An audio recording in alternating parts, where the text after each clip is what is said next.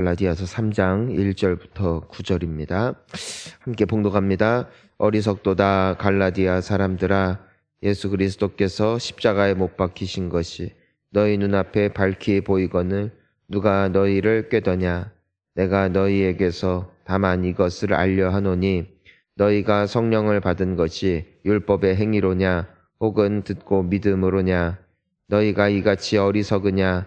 성령으로 시작하였다가 이제는 육체로 마치겠느냐. 너희가 이같이 많은 괴로움을 헛되이 받았느냐. 과연 헛되냐. 너희에게 성령을 주시고 너희 가운데서 능력을 행하시는 이의 일이 율법의 행위로서냐 혹은 듣고 믿음에서냐. 아브라함이 하나님을 믿음에 그것을 그에게 의로 정하셨다 함과 같으니라. 그런즉 믿음으로 말미암은 자들은 아브라함의 자손인 줄 알지어다. 또 하나님이 이방을 믿음으로 말미암아 의로 정하실 것을 성경이 미리 알고 먼저 아브라함에게 복음을 전하되 모든 이방인이 너로 말미암아 복을 받으리라 하였느니라. 그러므로 믿음으로 말미암은 자는 믿음이 있는 아브라함과 함께 복을 받느니라. 아멘. 할렐루야. 이 갈라디아서는 우리가 신앙생활을 하다가 뭔가 그 복음에 대한 그리고 믿음에 대한 그 분명한 주관이 또 분명한 그 소신이 흔들릴 때 우리가 종종 돌아가야 할 책이기도 합니다. 왜냐면은 이 갈라디아서가 이제는 쓰여진 그 대상들, 이 갈라디아 교회 요 성도들의 모습이 그 신앙생활을 하다 보면은 우리가 빠지기 쉬운 미혹에 대해서 많이 말씀해 주고 있기 때문인데요. 우리가 이미 큐티를 통해서 갈라디아서 보면은 바울이 그런 말을 하잖아요. 우리가 전한 복음 외에 다른 복음을 전하는 자는 천사라 할지라도 저주를 받을지어다.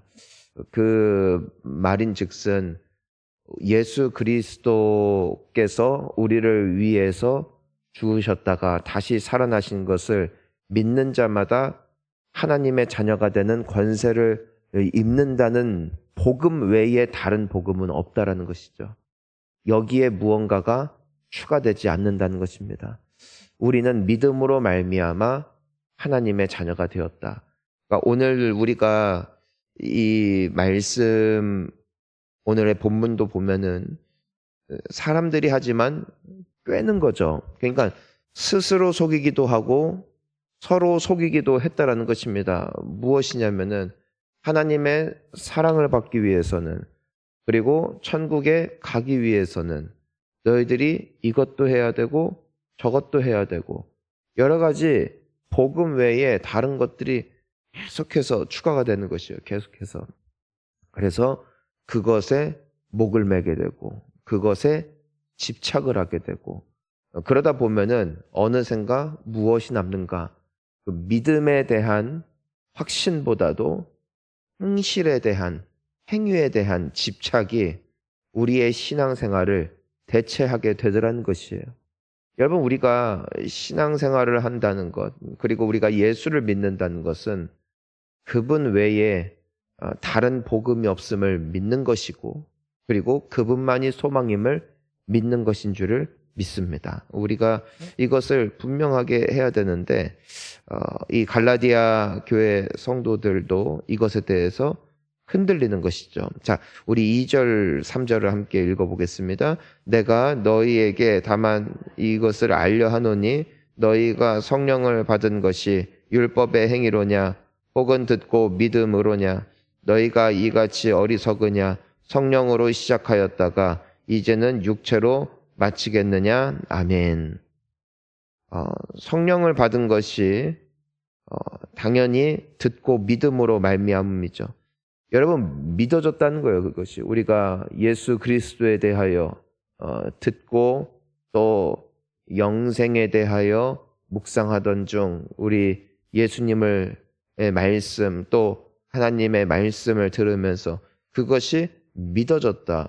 그 믿어짐 때에 그 믿어짐은 하나님의 선물이었음을 알고, 또한 우리가 믿을 때에 성령을 받게 되어진 것을 분명하게 말씀하고 있어요. 그러니까 성령 충만은 어디에서부터 오는 것인가? 믿음으로부터 오는 것이다. 내가 주님을 믿고 신뢰하고 그분을 붙잡는 가운데 하나님께서는 새로운 영적인 세계를 열어주시는 것인데, 어느샌가 그냥 내가 그 자리를 지키는 거예요. 실질적으로 우리가 신앙생활을 처음 시작할 때에, 그러니까 믿음을 가지고 시작할 때를 말하는 것입니다.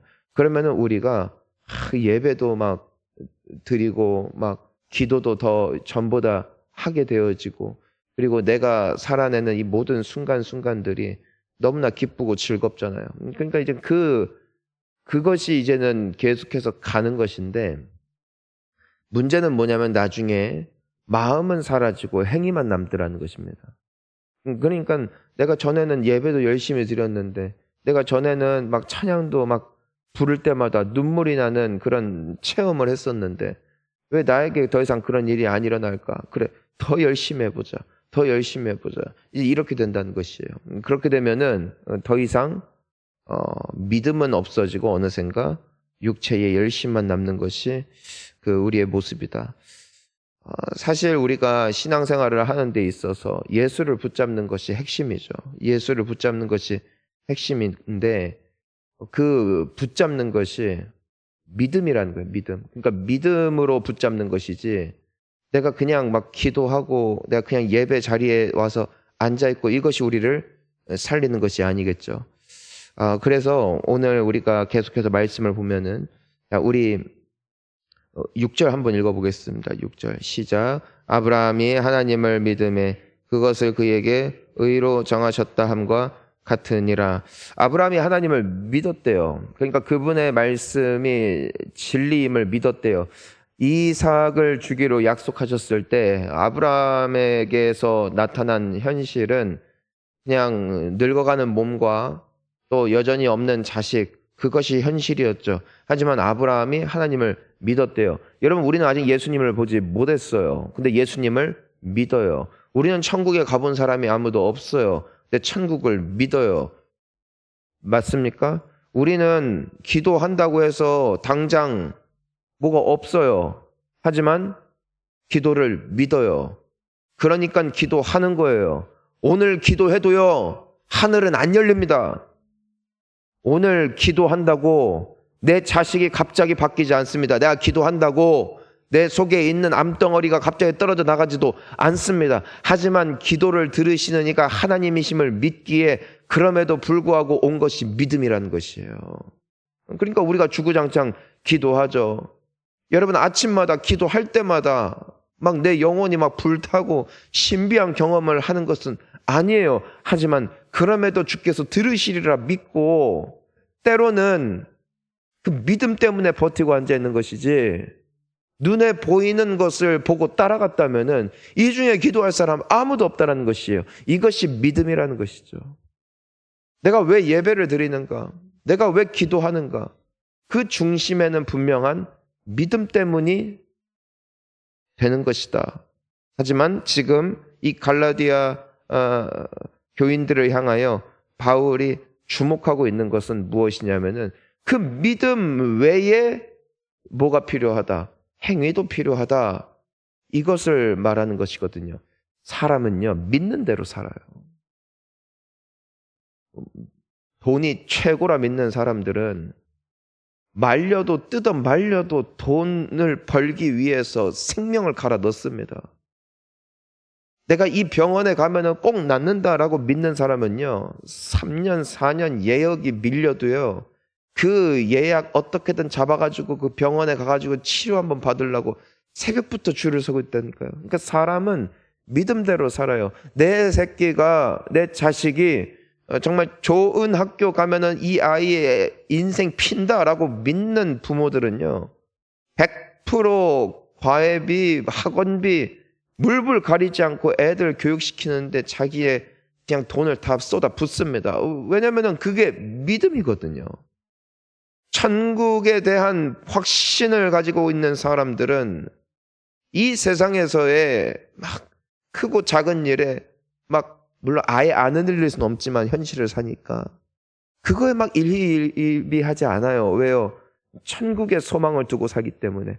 하늘의 상급이 있음을 믿는 사람들은 헌금도 열심히 해요. 왜냐면은 이 땅에 투자하지 않고 천국에 투자한 것이 훨씬 나에게 유익함을 믿기 때문이에요.